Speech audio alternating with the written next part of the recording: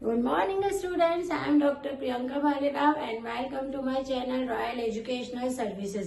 तो आज हम लाइन M2 का ही लाइन इंटीग्रल वाला जो पोर्शन है उसको कवर करेंगे। लाइन इंटीग्रल जो है वो बहुत इम्पोर्टेंट है, हालांकि ये बहुत ज्यादा इजी भी नहीं है और ना बहुत ज्यादा टफ है, लेकिन कुछ कॉन्सेप्ट है जो इंटीग्रेशन से और वेक्टर दोनों को मिला के बने हैं, तो अपने को उसको सॉल्व करना है।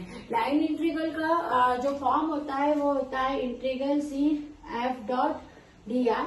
ये आपका लाइन इंटीग्रल होता है। एफ जो है आपका एक वेक्टर होता है और यहाँ डी आर जो है वो भी एक वेक्टर है, इसको आप बोलते हो लाइन इंटीग्रल। मैं बहुत ज्यादा इसमें डीप में नहीं जाने वाली हूँ, क्योंकि ऑलरेडी बच्चों को लाइन इंटीग्रल, सरफेस और वॉल्यूम इंटीग्रल के क्वेश्चन जो है वेक्टर में बहुत टफ पड़ते हैं। तो हम इसका केवल जो कॉन्सेप्चुअल पार्ट है कि हमको करना क्या है इसके अंदर वो समझते हैं ना।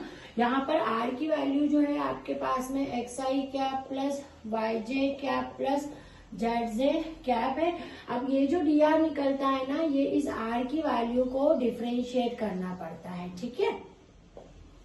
ये इस आर की वैल्यू को आपने डिफरेंशिएट कर दिया है ना।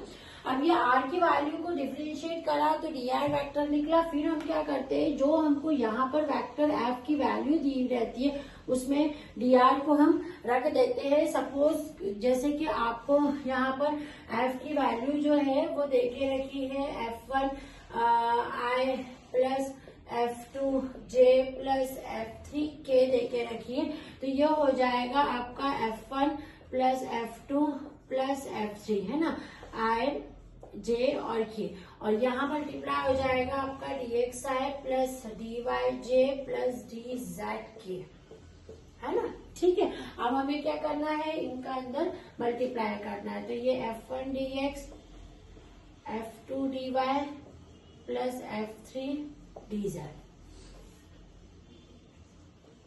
है ना। तो ये जो है आपका लाइन इंटीग्रल है F dot D are vector, है ना। तो मतलब आपको समझ में आ रहा है कि यहाँ पर ये जो आपको वैल्यू गिवन है ना वो रखना है, इनका मल्टीप्लाई करना है। अब जब अपन इसको सॉल्व करेंगे ना तो ये इंडिविजुअल इंटीग्रल में चला जाएगा, है ना, और इस तरह से लाइन इंटीग्रल जो है आपका वो सॉल्व हो जाएगा। लाइन इंटीग्रल में ही कई बार क्वेश्चंस आते हैं टोटल वर्क डन के, है ना, टोटल वर्क डन।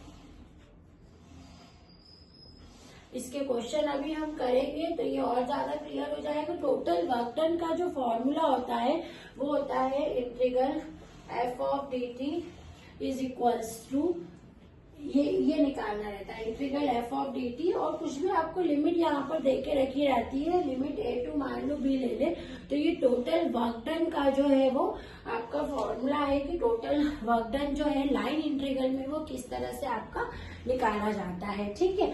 अब इसके साथ ही इसके अंदर वेलोसिटी जो है उसके भी क्वेश्चंस आते हैं कि वेलोसिटी कैसे निकाली जाती है। तो यदि इंटीग्रल जो है आपका F dot D R equals to 0 अपन शो कर देते हैं, तो हम वहां पर जो भी आपको देखिए रखा रहता है ना वेक्टर, उसका सर्कुलेशन फॉर्म यदि निकाल के उसके सर्कुलेशन फॉर्म को हम 0 पुट कर देते हैं तो वो होता है इरोटेशनल। यहाँ पर क्या हो जाता है, वो रोटेशन।